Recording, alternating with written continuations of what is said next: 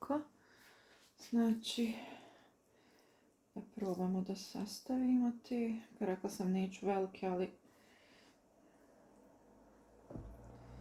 ne mogu nikako da ovako, da kupus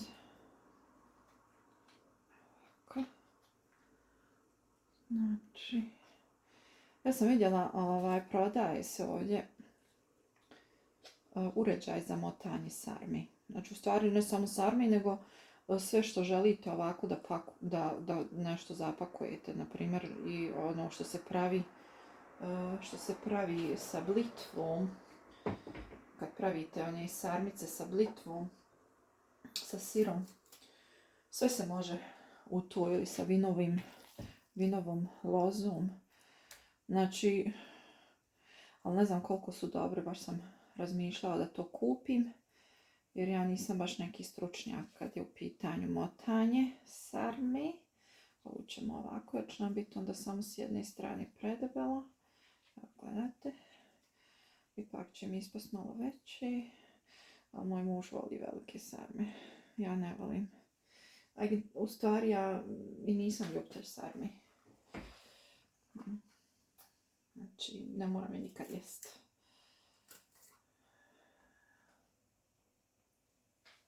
Više volim sogan dolmu ili lukovicu, znači punjeni luk sa istim ovim filom, to mi je puno bolje. To mogu uvijek jest. A sarmu nisam baš neki ljubitelj. Kiseli kupus volim kao salatu, ali ovako zamotani kao dinsta nisam baš neki ljubitelj. Ne moram ga nikad jest. Tako. I kod mene sarme neće biti jednake. Znači, još uvijek je ostalo ovih debelih dijelova. Primjer, ovaj dio možemo skloniti.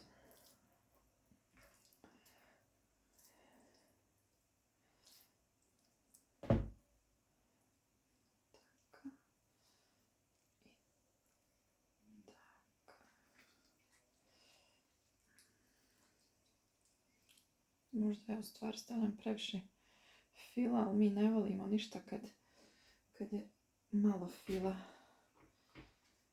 Znači, ostade onda sam kupus. Onda mogu napraviti din stanje kupus. Ne moram sarmu.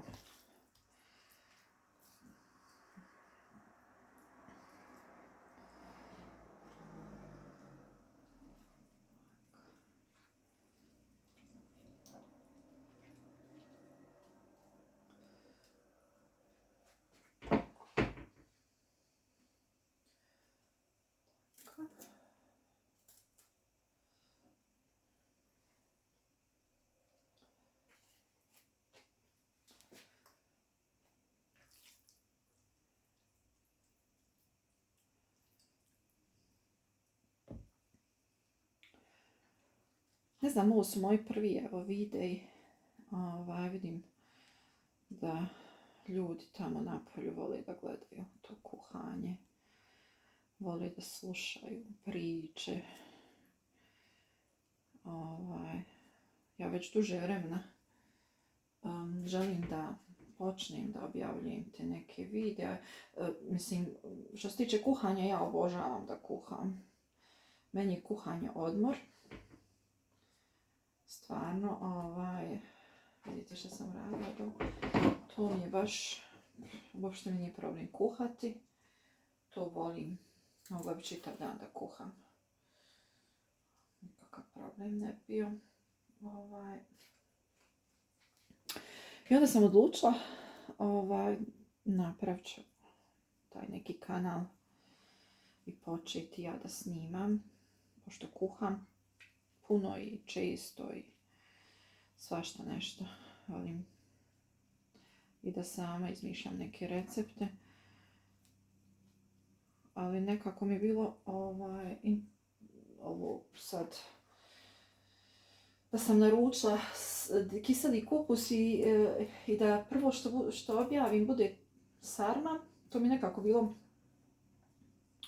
baš za taj prvi video super.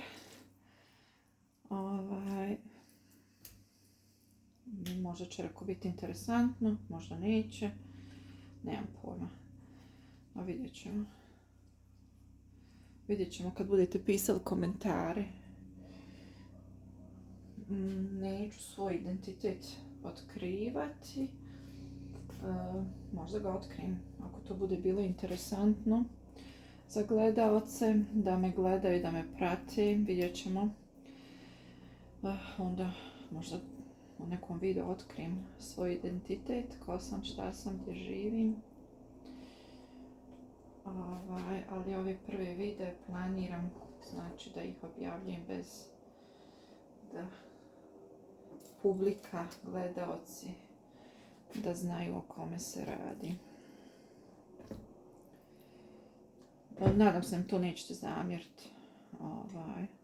Možda će vam biti interesantnije ako me budete u velikom broju pratili, da vam otkrijem onda ko sam. Možda ću napraviti neku nagradnu igru, ko zna. Pa ću vam otkrivati detalje. Možda neko pogodi čak ko sam ja.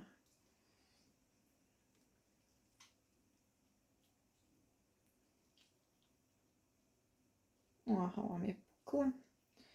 Ali to ćemo da je zamotamo na drugu stranu. Gledajte. Tu moramo isto da spasimo. Samo okrenite na drugu stranu. I onda će to sve da bude u redu. Mora da uspije.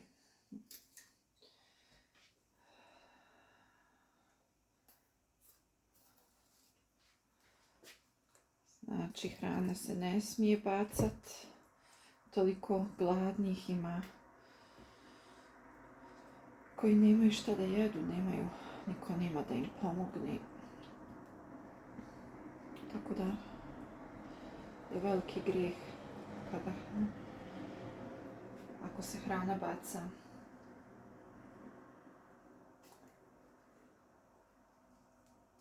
Meni je super ne znam da li ste imali priliku da vidite, tu ima aplikacija u kojoj možete da spasite hranu. Naprimjer, u nekim restoranima, u trgovinama, benzinskim pumpama. Znači možete da na kraju dana, znači oni vam daju ponudu da kao kese iznenađenja, pakovanja sa iznenađenja. Vi ne znate šta ćete kupiti, ali to su mizerne cijene, znači šta se sve dobije. Za tih, na primjer, ja sam jednom kupila, znači platila sam 3,90 €, a u tom paketu iznenađenja, znači, mislim da je bila vrijednost, pa ne znam, vjerovatno pa skoro 20 €. Ako ne pretjerujem, ali stvarno, tu sve što je došlo, koliko je samo hljeba došlo, to je nevjerovatno. Ja sam onda taj hljeb, i to sve su to bile kifle koje, na primjer, inače koštaju, na primjer, 3 kifle zapakovane dođu preko 3 €. Znači, ja sam to iskoristila, ja sam to uzela, mislim, već je to naravno pred kraj roka bilo, ali hljeb možete osušiti. Znači, ja sam uzela, izrezala i napravila sam kao krekere, na primjer, koji se mogu vrlo dobro koristiti. Možete ih koristiti kad pravite neku čorbu, nešto. Moja porodica voli kad te krekere, ja ih sačinim. Znači, začinim ih maslinovim uljem, ne znam, kurkuma, biber sok i osušim ih u redu. Onda dobijete krekere koje možete da koristite za supu, ne znam, moj sin jede i onako bez, uzme pa gricka. To je to, vidite sad, vidite moju sarmu, to je moja sarma. Ja odozgo uvijek ovako naredam, kupus. Ne znam, to sam naučila od moje mame tako. Ona to tako uvijek radi, pa i ja. Evo vidite. Znači, ja ću to ovako pokrit. I naravno treba nam voda.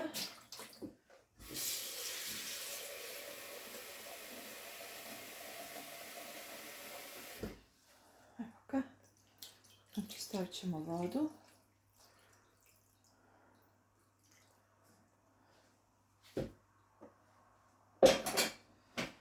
Ja ću na kraju dodat malo paradajz sosa još od ozgo, ali pred kraj neću odmah. I eto, to je to. To je sad spremno da se kuha.